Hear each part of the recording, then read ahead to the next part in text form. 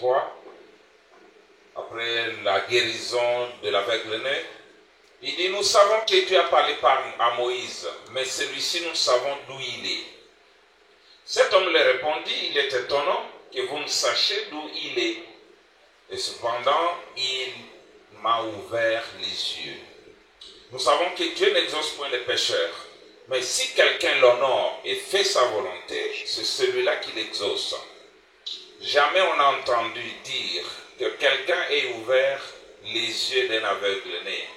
Si cet homme ne venait pas de Dieu, il ne pourrait rien faire.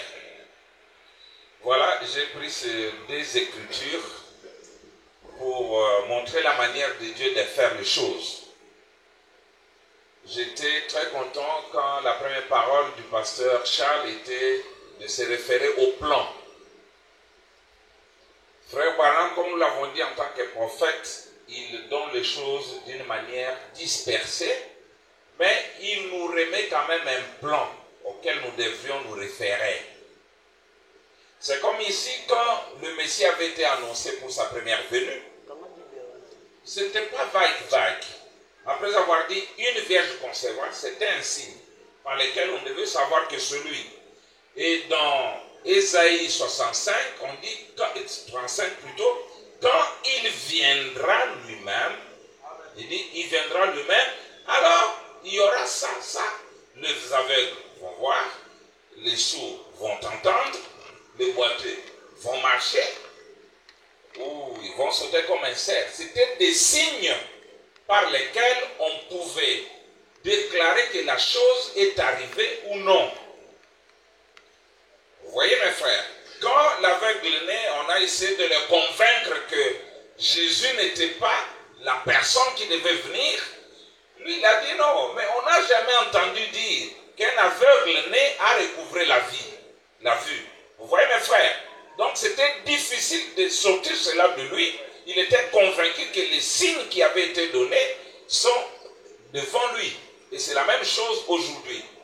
Frère Branham ne nous a pas laissé juste comme ça, il nous a donné un plan auquel il faut ramener tous les événements et conclure. C'est ainsi qu'il dit, vous devez conclure par vous-même ce message ici. Et en venant ici, il y a des gens qui sont venus de Tchambou, qui sont venus de différents endroits. Nous ne sommes pas venus sans plan. Je crois que dans le groupe, on nous avait dit, ceux qui viennent de Kitambo, après Kitambo, vous arriverez à un endroit appelé DGC. DGC, descendez au camp Monganga, au bureau de la police. Et puis vous arriverez sur le terrain Panté. Il dit à côté là, il y a l'école. C'est quelle école encore? Dieu fait grâce. Ah, Dieu fait grâce. Mais c'est ce que j'ai fait. C'est ce que votre chauffeur a fait. Et je sais, ok, je dois continuer, etc. Quand j'arrive devant l'école Dieu fait grâce, je suis arrivé. J'ai même appelé le pasteur Moïse. J'ai dit, je suis devant l'école Dieu fait grâce. Il a dit, ne bougez pas, cela, vous êtes arrivés. Et dans la parole, c'est la même chose, mes frères. Dans les réunions passées, nous avons parlé du plan que Branham a répété avant le saut, même après le saut. Que d'Apocalypse 1 à 3, c'est là qu'on voit l'Église. Et au chapitre 4, l'Église est enlevée. Et ne revient qu'au chapitre 19 de l'Apocalypse. Il dit, avant ça, Dieu traite uniquement avec les Juifs. Il est du chapitre 22, 19 à 22, il est uniquement question du millénium et des choses qui vont arriver après. Mes frères, c'est clair. Si vous voulez vous perdre, voilà, que si vous refusez le plan, vous vous crevez les yeux, vous vous fermez à Dieu et à sa parole. Maintenant, nous connaissons les événements qui vont du chapitre 1 au chapitre 3. Nous connaissons les événements qui vont du chapitre 4 au chapitre 19. Nous connaissons aussi les événements qui vont du chapitre 19 au chapitre 22. C'est clair. Concluez le message, Dieu vous honorera. Mais quand vous allez ramasser les citations que Branham jette dans le carton pour amener et constituer les puzzles, vous vous embrouillerez toujours. Ici il a dit, là-bas il a dit, mais où est le plan? Moi je ne peux pas comprendre, parce que là où nous sommes, c'est à la conclusion même de l'Apocalypse, c'est à la fin. Nous ramener aux événements qui devaient se passer au chapitre 4, c'est gaspiller le temps, c'est déranger Dieu. Nous avons par exemple, je vais prendre un exemple, entre Apocalypse 19 et Apocalypse 22, il y a un événement très important, la descente de la ville, la nouvelle Jérusalem. Il fallait que dans notre étude, on se demande, est-ce que cette ville est déjà venue sur la terre ou elle est à venir? Mais quand nous faisons l'étude de la parole, nous constatons que la nouvelle Jérusalem est déjà descendue sur la terre. Comment, par quel raccordement nous pouvons attendre l'enlèvement alors que la nouvelle ville, la nouvelle Jérusalem est déjà sur la terre? Hein, mes frères? Vous croyez que la nouvelle Jérusalem est sur la terre? Non, arrêtez avec cette histoire d'attendre l'enlèvement. Voilà pourquoi. Frère Branham dit, quand vous voulez contredire votre adversaire, vous battre, vous devez l'étudier. Moi, les choses que j'ai dit, je les ai mis par écrit. Mais rares sont ceux qui prennent même ce livre pour essayer de sonder si je suis dans l'erreur ou pas. Les livres sont là. Et tout ce que je vais dire aujourd'hui, sur les preuves de l'enlèvement qui a déjà eu, je vais le prendre dans ce livre-ci, que vous n'avez pas. Voilà mes amis, comme je dis là, le salut se trouve dans la maîtrise du plan. De deux, vous ne pouvez pas avoir un enlèvement dans le 7e millénaire. Branham est clair, il dit le 7e millénaire, c'est le millénium. Et tout le monde ici croit que nous sommes dans le 7e millénaire. Sauf peut-être quelqu'un qui volontairement va vouloir contester ça. Le 7e millénaire, attendre l'enlèvement, ce n'est pas possible. Parce que chaque chose a sa saison. Chaque chose a son temps. Un jour, Jésus avait faim, il est allé chercher des figues. Il a trouvé que l'arbre n'avait pas de fruits, mais il avait toujours un grand feuillage. Et la Bible dit, il ne trouva pas de figues parce que ce n'était pas la saison des figues. L'enlèvement a sa saison. Il y a un interlocuteur ici, quelqu'un qui a présenté, qui a parlé de veille. Que l'enlèvement devait se faire à la 7e veille. Donc même aujourd'hui, quelqu'un a parlé de veille. Voilà. Et Branham dit, nous sommes à la 7e veille à minuit. Une minute de trop, on entre dans autre chose, on quitte la saison de l'enlèvement.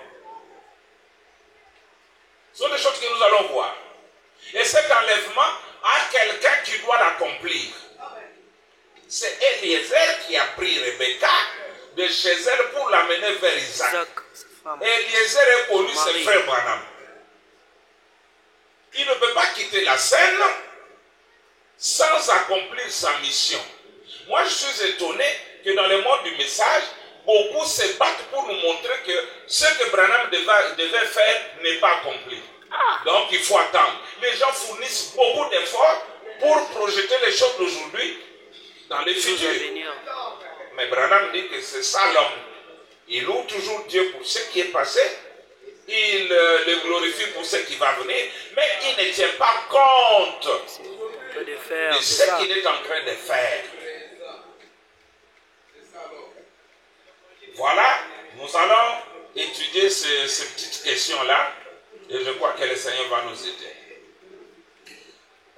C'est petit, permettez que je prenne des guillemets.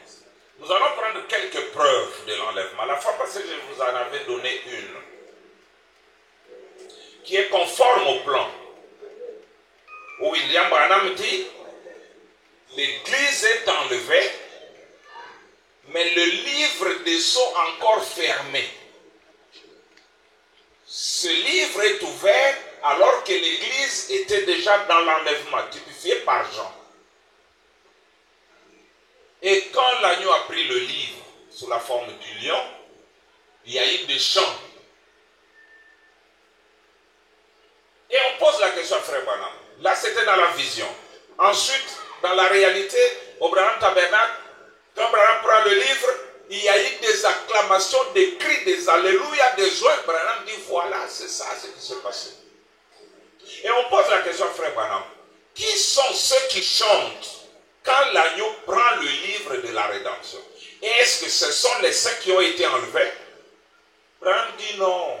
Ce ne sont pas les saints, ce n'est pas encore les rachetés, etc. Et quand il veut passer à la question suivante, l'Éternel refuse. Il ramène Branham à la question qui n'était pas bien répondue. Et Frère Branham a avoué lui-même qu'il avait commis une erreur. On l'avait dit, ou si vous voulez qu'on puisse relire ça. Je crois que c'est la question 23. Question-réponse sous le sceau. Je les prends carrément. Je voulais économiser le temps. Nous allons dans les questions-réponses sur le sceau. Si Branham croit qu'il avait commis erreur et que vous vous cramponnez encore à la première réponse, vous êtes dans l'erreur. Alors il faudra que Dieu vous aide. Nous allons dans question-réponse sur le sceau. Question 23. La question, la voici. Dans l'Apocalypse au verset 5, 9, qui sont ceux qu'on trouve en train de chanter quand l'agneau prend le livre de la rédemption? Est-ce que ce sont les saints qui ont été enlevés? Ce monsieur avait compris le plan. Il demande maintenant, est-ce que ce sont les gens qui ont été enlevés au chapitre 4 qui chantent maintenant au chapitre 5 ou 6 quand il est en train d'ouvrir le sceau? Branham dit non. Apocalypse 5, 9 plutôt, non. Si vous remarquez, ce ne sont pas les saints. Il n'a pas encore réclamé son bien. Vous voyez, ce ne sont pas les saints. Si vous remarquez, ce sont les anciens, les êtres vivants, et ils chantent. Branham continue à exprimer la même idée. Jusqu'au paragraphe 269, il dit, ça, c'est le groupe céleste. Ce ne sont pas encore les rachetés. Très bien, maintenant. Il veut passer à la question suivante. Frère Branham, si tous les... Maintenant un instant, Frère Branham fait une pause. Je pense excusez-moi, il lit quand même la question. Frère Branham, si tous les saints, oui, les saints sont pris dans l'enlèvement, d'où Élie et Moïse viendront-ils? Il veut répondre à cette question. Regardez la scène qui se passe dans la salle. 270, paragraphe 270. Il y a quelque chose qui ne va pas. Il répète, il y a quelque chose qui ne va pas. C'est aussi simple que ça. Il est arrivé quelque chose, vous voyez? Il y a quelque chose qui ne va pas quelque part. Est-ce que tout le monde se sent bien? L'assemblée dit Amen.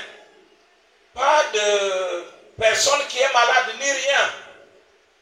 Un frère dans l'assemblée dit, réalisez le verset 9 d'Apocalypse 5. Abraham dit, voyons voir, Apocalypse. Où ça, frère? 5. 5? C'est 5.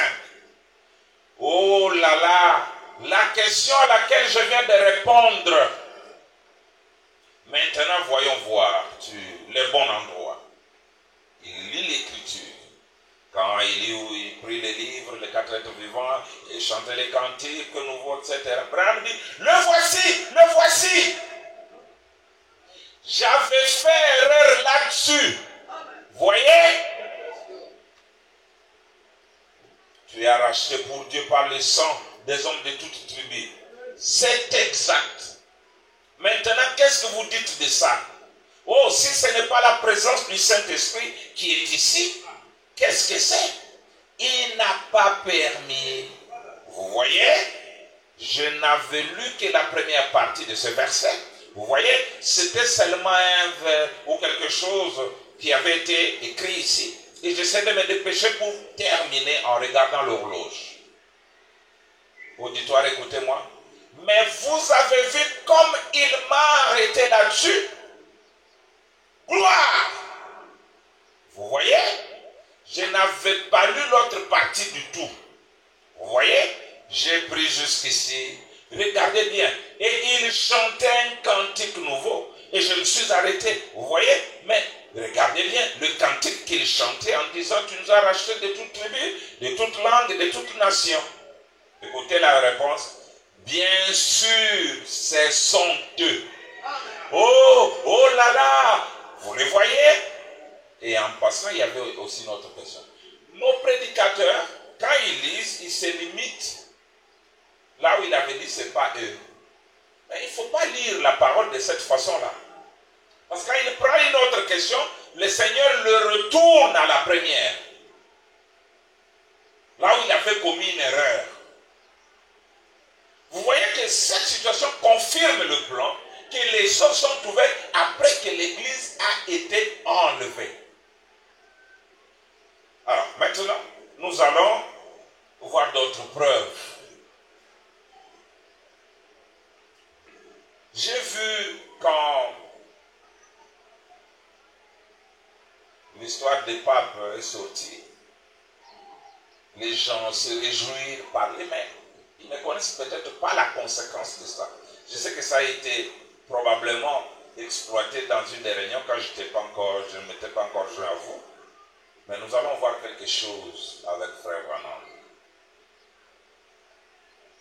Les 7 sceaux n'ont pas seulement révélé Christ. Les 7 sceaux ont révélé aussi l'Antichrist. Les deux. Si vous lisez le deuxième sceau, paragraphe 42 jusqu'à 44, Frère Branham le déclare. Depuis que l'Antichrist avait été révélé, les gens ne se sont jamais posé la question, qu'en est-il de l'enlèvement? Nous connaissons Christ, nous connaissons l'Antichrist, mais qu'en est-il de l'enlèvement?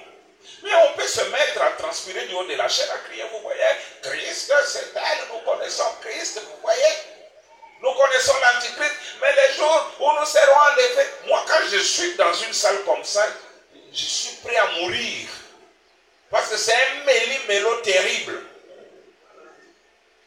Parfois je me dis, mais avec quelle onction ce bien-aimé est en train de prêcher? Il connaît Christ, il connaît l'Antichrist, mais il ne connaît pas quand est-ce que l'Antichrist est révélé. Nous lisons Frère Branham. Nous sommes dans le premier sceau.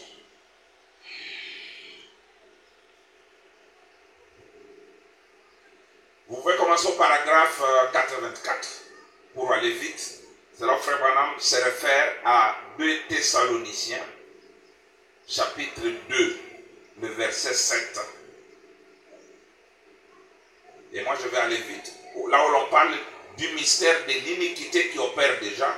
Il dit seulement celui qui le retient le fera jusqu'à ce qu'il soit loin.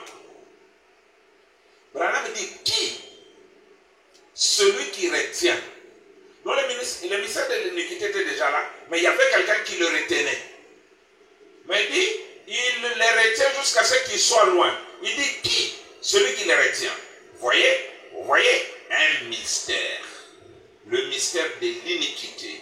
Il y a très longtemps, au tout premier âge de l'Église, ce Paul qui écrit ici et qui dit le mystère de l'iniquité.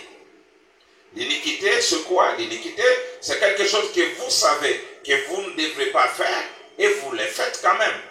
Et Paul a dit que sur la terre aujourd'hui, il y a de ces ouvriers d'iniquité. Oh, si vous... On va arriver à... Lisons donc cette partie-là un instant, en commençant un peu plus haut au verset 3. Frère Branham lit l'Écriture. Écoutez ce qu'il dit. J'aurais aimé, là je suis déjà 86, j'aurais aimé être assis là et écouter quelques-uns de ces enseignements. Pas vous, il lit encore l'Écriture. Il dit, et maintenant vous savez ce qui les retient? Pour qu'il soit révélé en son propre temps. Il ne pouvait pas être révélé au temps de Paul, mais il agissait déjà. Mais il y avait quelque chose qui les retenait, pour qu'il soit révélé en son propre temps. Branham dit, pas en ce temps-là, vous voyez, pas en ce temps-là, mais en son temps. Vous voyez, à l'ouverture de ce sceau. Donc il était, le mystère agissait, mais il fallait qu'il soit gardé jusqu'à l'ouverture de ce sceau. Vous voyez, à l'ouverture de ce sceau, nous allions savoir exactement ce qu'il en est. Qui est cet homme d'iniquité? Oui. Qui est cet homme de péché? Cet individu qui commet l'iniquité. Mais il doit être révélé en son temps. Il y a encore l'Écriture. Quand les mystères d'iniquité opèrent déjà, des imposteurs, vous voyez, qui usent de moyens de séduction pour égarer les gens.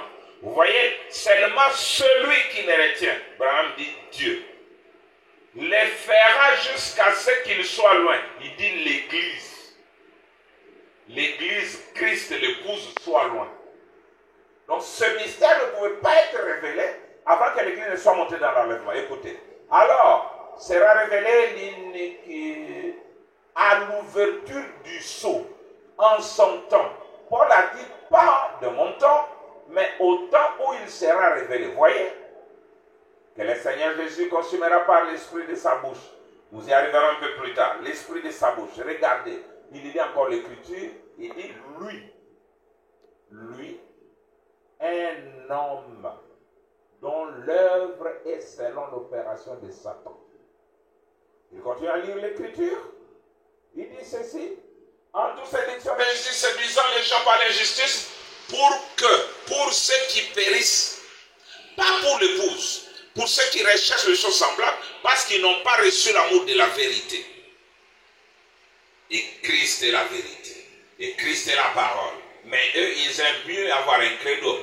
Vous voyez, il lit l'Écriture. Branham dit, écoutez, paragraphe 93, pas c'est là que nous allons attendre à chiffrer pour cette écriture. Il dit ceci. Quelle déclaration! Oh là là! Une fois l'épouse enlevée, c'est là que cet homme de péché va se révéler. Je ne comprends pas. Comment les gens peuvent avoir la révélation de cet homme de péché, le connaître et attendre l'enlèvement? Ça brise tout le plan, ça brise la parole. Quelle déclaration! Oh là là! Une fois l'épouse enlevée, c'est là que cet homme de péché va se révéler. Il l'est déjà. D'autres pensaient que c'est celui-ci. Il dit non, là, on dit que la bête qui était, qui vient, il dit c'est-à-dire un pape meurt, un autre prend sa place. C'est la continuité du même surhomme de Satan. Ce n'est pas aujourd'hui qu'il est révélé, il avait été révélé au moment où le sont révélé Christ. Depuis ce temps, on a parlé de l'enlèvement.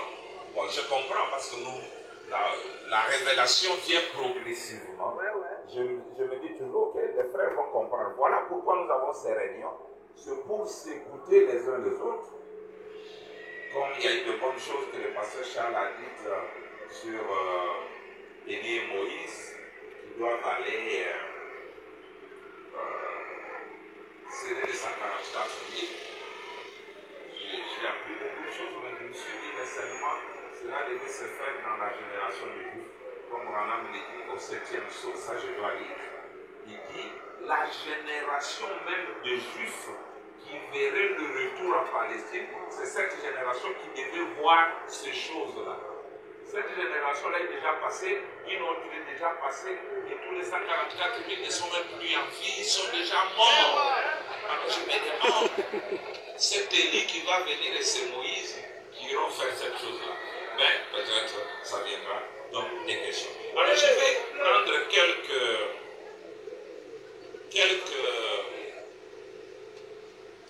j'ai ici 20 preuves de l'enlèvement, qui montrent que l'enlèvement a déjà eu lieu. La fois passée, nous avions pris Roméo et Juliette. Bon, la fin des veilles, nous venons d'en parler. Alors, je vais prendre à la page 78 celui de l'obscurcissement de la Odyssée.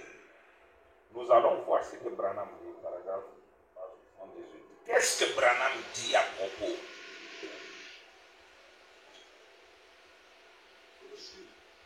Je vous donne la brochure, c'est dans Reconnaître votre jour et son message.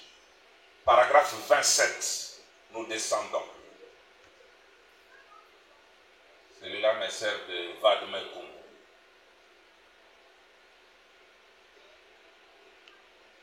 Que Dieu bénisse celui qui avait eu l'idée de faire ces réunions. Ça nous permet, c'est différent de toutes ces choses-là que nous voyons juste venir le par convention, le par Ninibourg. Aujourd'hui, c'est comme ça. Bon, voilà. Il dit ceci. Ensuite, nous voyons avant les 7 sceaux lesquels tenaient cachés tous les mystères.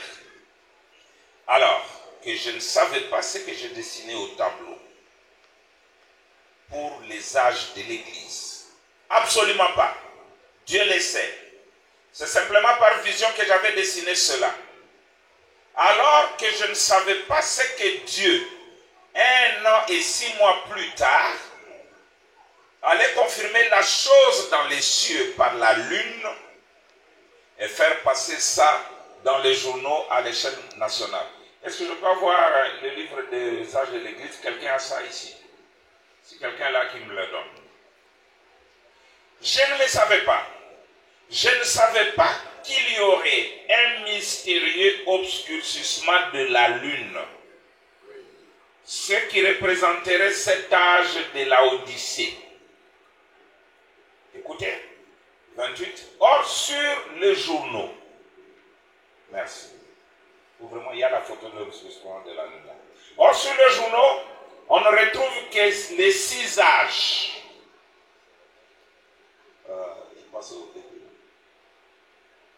Il dit sur les journaux, il n'y a que les 6 âges de l'Église.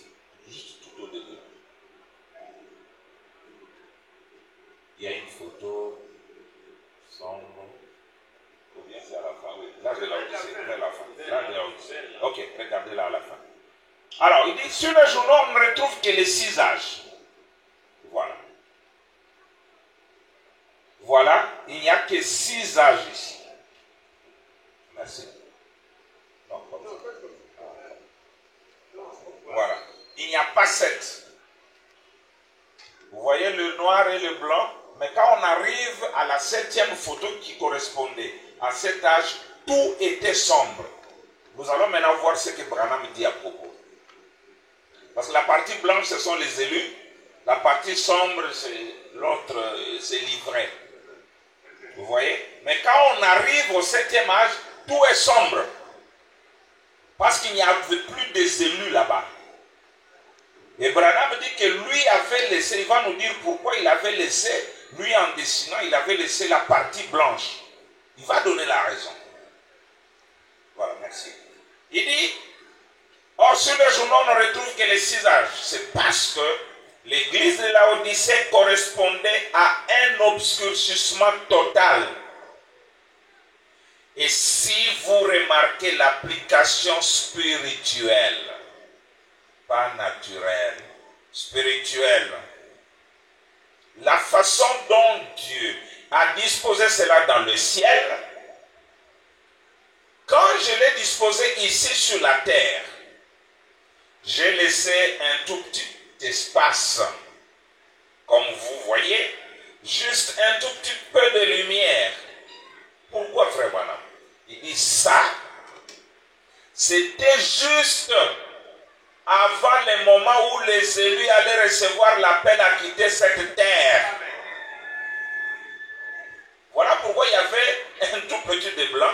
C'était le moment où les élus qui étaient dans la Odyssée, les élus allaient recevoir l'appel à quitter cette terre. Voilà pourquoi il avait laissé le petit blanc. Voilà. Il dit c'était le moment où les élus allaient recevoir l'appel à quitter cette terre. C'est pour cette raison que je l'ai placé là, pour le 7e âge. Mais quand Dieu a mis cela dans les cieux, c'était un obscurcissement total. Ce qui veut dire peut-être que le dernier élu a été appelé à sortir de l'âge de la Odyssée. Nous ne savons pas. On pourrait faire une prédication là-dessus. William Branham,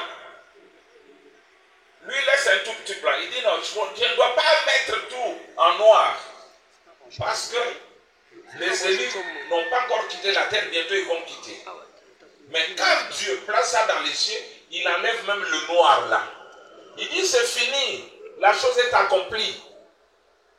Vous voyez mes frères, c'est l'une des preuves qui montre que l'Église est partie. Mais la difficulté, ça sera peut-être dans la réunion suivante, nous allons proposer ce sujet. J'ai compris que mes collègues ont peut-être des petits problèmes sur des corps.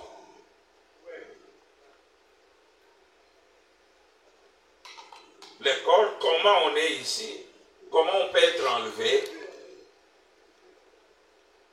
Et beaucoup pensent que l'enlèvement de frère Branham était une vision. Branham dit non, j'appelle ça vision pour ne pas scandaliser les gens. Mais c'était une translation. C'était la manière dont devait être translaté, c'est-à-dire de deux qui seront sur les lits, je prendrai un et je laisserai l'autre. Il a pris un Branham, il a laissé l'autre Branham. Celui qui était de l'autre côté était jeune et celui qui était sur les lits était vieux. Et il dit il était à 6 mètres. Ce n'est pas là au-dessus, là, dans les firmaments. Parce qu'il n'y a pas un endroit là-bas où nous devons aller. C'est tout est ici, dans d'autres dimensions. C'est comme la 4e dimension. Elle est seulement ici. Je n'ai pas seulement la possibilité d'y accéder. Mais avec les appareils, on y accède. Voilà. La 5e dimension est ici. Toutes les dimensions sont ici. Même la 7e, elle est ici. Mais il y a un problème de l'accélération et de la décélération. Si je prends ça, je fais passer ça comme ça, une petite vitesse, notre œil peut voir facilement et dire, oh, c'est la pochette à lunettes. Quand la vitesse augmente, c'est la même chose. Mais ça passe tellement vite que notre œil ne peut pas saisir. C'est ça un problème de dimension. Les 3 premières dimensions, le temps, la matière, la lumière sont les dimensions à petite vitesse. Quand on entre dans la 4e, la vitesse commence à augmenter. Et 7e, c'est plein de vitesse. C'est pourquoi on traverse le mur sans bouger le mortier. Parce que Branham parle de cette expérience. Que quand 2 objets sont lancés à une très grande vitesse, ils peuvent s'entrepénétrer sans se déformer. Mais ce n'est pas ça notre matière.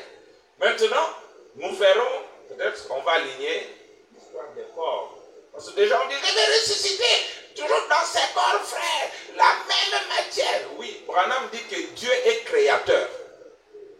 Il dit, quand un lion vous a bouffé, il va vous déféquer peut-être en Gallium là-bas. Mais il ne va pas vous déféquer entièrement. Ça sera un peu de caca, de déchets. Et il va encore vous déféquer peut-être à Kinkole, alors qu'il est en train de marcher. Et puis à Mekao là-bas. Maintenant, à la résurrection, Branham dit Dieu doit commencer à suivre les caca de lions pour vous faire sortir de là. Or, les caca là, les herbes ont déjà aussi mangé, c'est devenu du fumier. Ou quand vous tombez dans l'eau, 1000 poissons vous dévorent. 1000 poissons vous mangent. Et ces petits poissons sont aussi dévorés par d'autres grands poissons. Et ces poissons-là sont morts. Et Dieu n'est plus créateur pour vous faire un autre corps. Il doit poursuivre tous ces petits poissons qui vous ont mangé pour vous reconstituer. Non. Nous verrons ça. Branham est clair. Qu'est-ce qui s'est passé et comment nous obtenons le nouveau corps. Et même quand Jésus a dit dans Jean 14, je vais vous préparer une place. Branham dit, il est allé nous préparer des corps. Et ces corps-là sont préparés toujours au-dedans de nous. Question-réponse numéro 3, question 362. Si j'ai des minutes, je vais lire ça. 362. Déjà? Oui. Bon, c'est pas grave. Le mystère de la translation, il dit c'est pas ce corps voué à la mort et mourra. Ceux qui pensent que ce corps va être transformé de cette manière-là, ils se trompent. Ce corps mourra. Tout homme mourra. Tout celui qui est né de la femme mourra. Tu vois, Okani? Ça, Okani, si vous changez, vous changez. Bon, je vais chercher une autre preuve. Comme on me dit que je n'ai que 10 minutes, ça va très vite pour moi. Bon, nous avons parlé de la prise du livre de la rédemption. Nous avons parlé... Bon, ok, on peut parler de la fumée dans le sanctuaire. Pas ça comme ça. On va parler de ça. L'enlèvement, c'est la grâce. Et la grâce ne marche pas avec les jugements ensemble.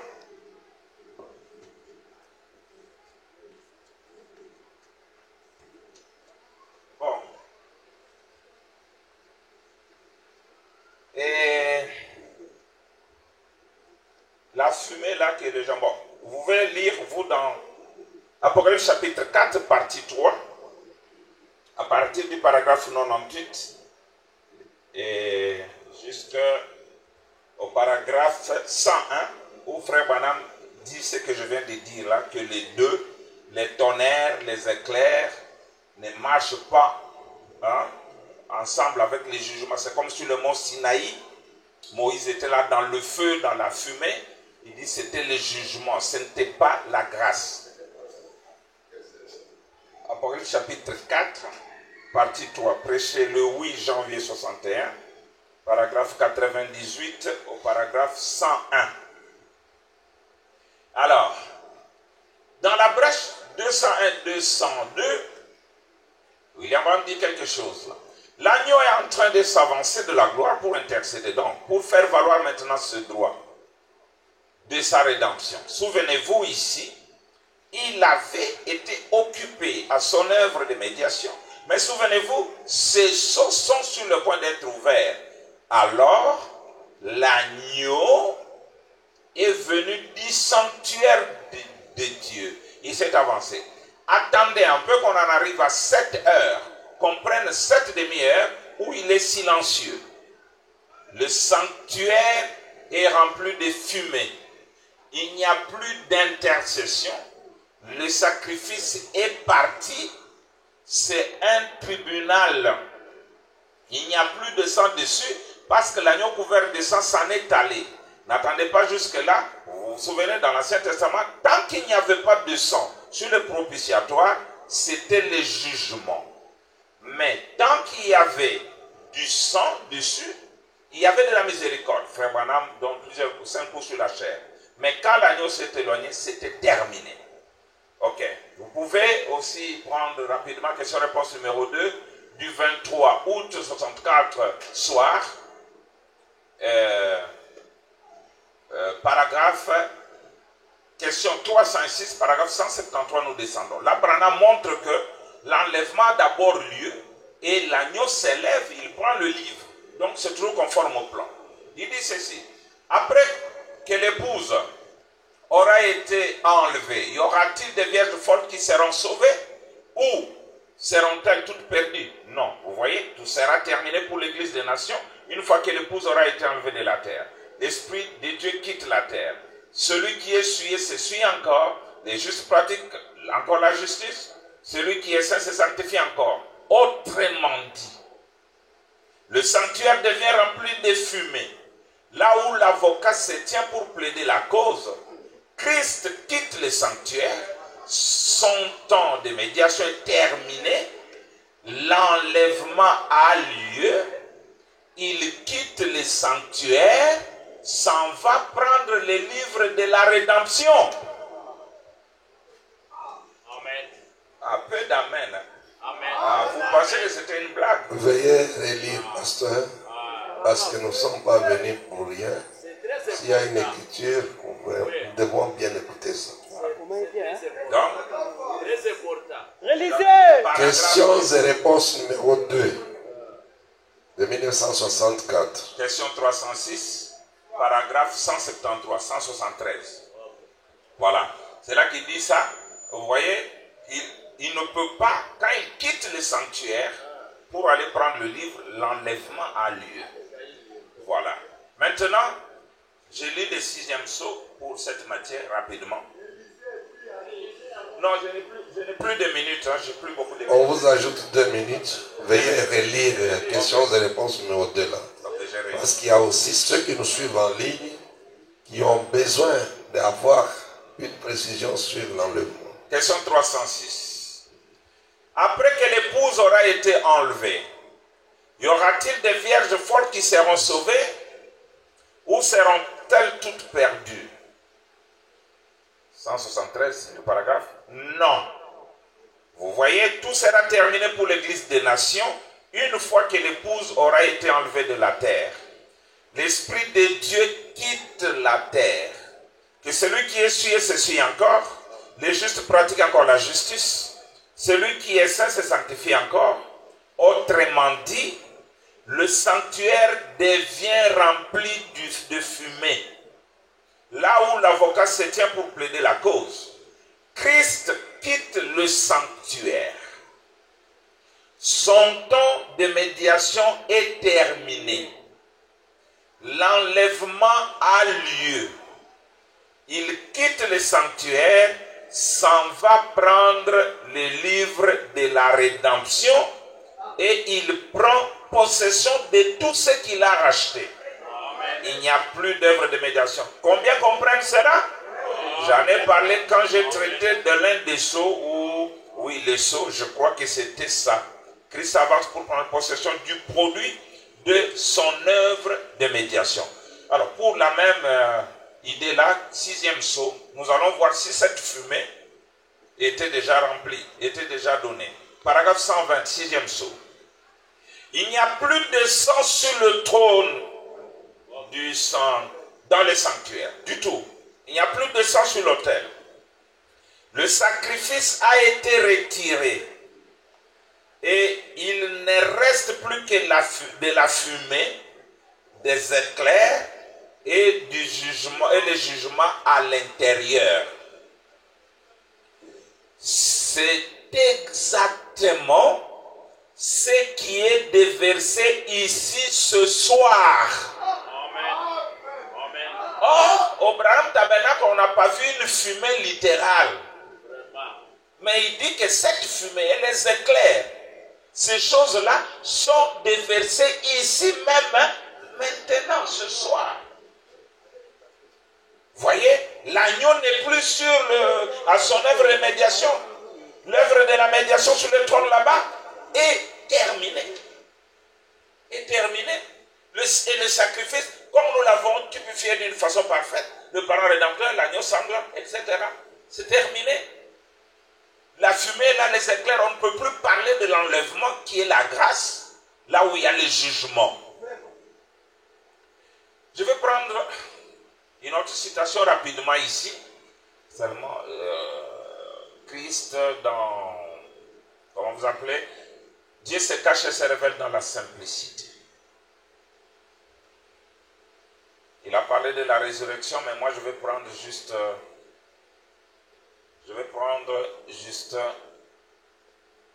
la chose en rapport avec l'enlèvement. 379. Là, il refuse que les tombes ne vont pas s'ouvrir comme il avait prêché en évangélisant, qu'il y aura des tombes, certaines tombes ouvertes, d'autres fermées. Donc les gens aussi pensent qu'ils iront au cimetière, ils vont trouver d'autres tombes ouvertes. Branham dit non, c'est pas comme ça. Il dit ça ne s'ouvrira pas dans le sens que vous vous dites ouvrir.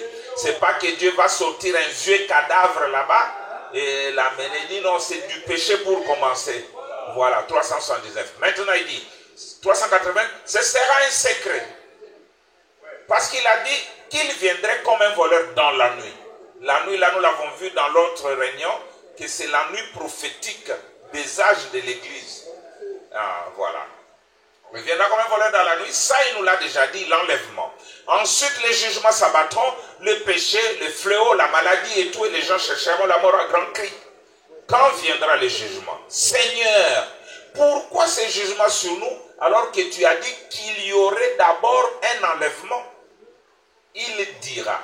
Si on avait le temps, on va montrer même qui dira que c'est déjà passé. Il dira, il est déjà passé, et vous n'en êtes pas aperçus. Voyez Dieu caché dans la simplicité. Oh là là, bien, tout ça est déjà passé. Et vous ne vous en êtes pas aperçus. Écoutez, pourquoi les croyants ne croient-ils pas le simple signe de sa venue? Ils s'attendent, les croyants, ils s'attendent à toutes choses dont il est fait mention dans l'écriture. À ce que la lune se couche en plein ou le soleil en plein midi, et à toutes sortes de choses qui vont se passer. Branham dit, oh, si seulement nous avions, j'ai ici des notes là-dessus, vous voyez, pour montrer ce que sont ces choses. Et de toutes les façons, écoutez, nous allons le voir cette semaine quand les sceaux se briseront. Vous voyez, alors voilà les moments où c'est déjà passé et vous ne vous en êtes pas aperçus. Je ne sais pas si les gens ont compris. Il dit, pour cette question-là, j'ai des notes. Les choses ne vont pas se passer comme vous le dites. Mais nous allons le voir quand les sceaux vont s'ouvrir. Et pendant que les sceaux vont s'ouvrir, voilà le temps où c'est déjà passé. Vous voyez que toutes les citations que je viens de parcourir ne contredisent pas le plan. Ça ne contredit pas le plan.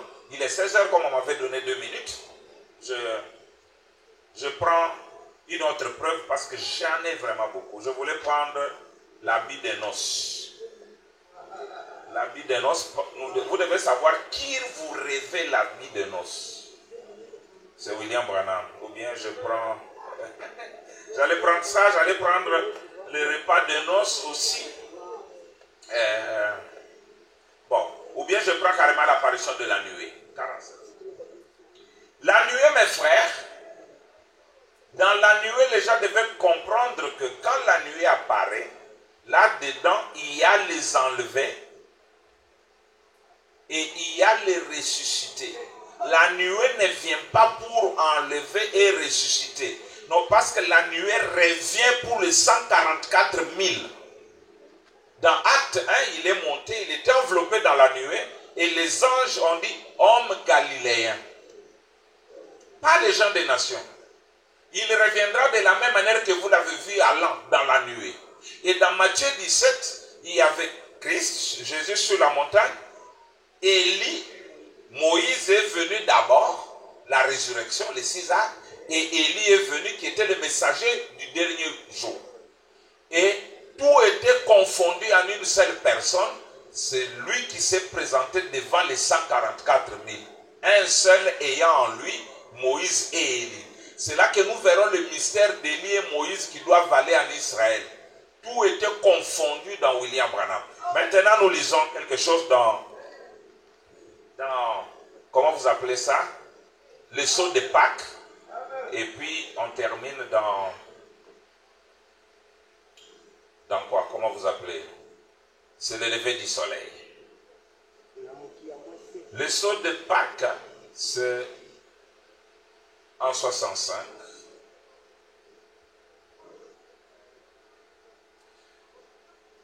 Je prends quel paragraphe?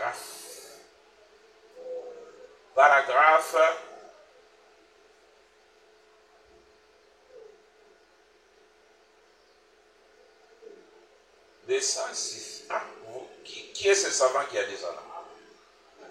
Hein? Il y a quelqu'un qui m'a soufflé. Dieu te bénisse. Voilà. Il dit ceci, considérez 205, 206. Considérez maintenant la transfiguration juste avant de terminer la transfiguration. Nous sommes tous représentés là dans la transfiguration. Regardez ce que nous voyons aujourd'hui. Remarquez là, ce que nous voyons aujourd'hui, la puissance de la résurrection de Dieu, nous y étions tous. Écoutez, il y avait les saints décédés, représentés par Moïse. Il y avait la résurrection et Jésus glorifié. Moïse, Élie et Jésus, tous debout sur la montagne. Lui-même les explique. Les saints décédés, les saints enlevés et Jésus glorifié. Il est dit aussi dans ce lever du soleil vers 318. Vous pouvez lire là-bas, je ne vais pas abuser du temps. Peut-être ça viendra dans les questions. Du reste, que le Seigneur vous bénisse. Amen. Vous pouvez me dire, vous avez donné combien de preuves aujourd'hui? Aujourd'hui, vous avez donné 3. L'apparition de la nuée, la fumée dans les sanctuaires. Donc 4. Ok, merci. Acclamons pour le révérend Vincent Capé.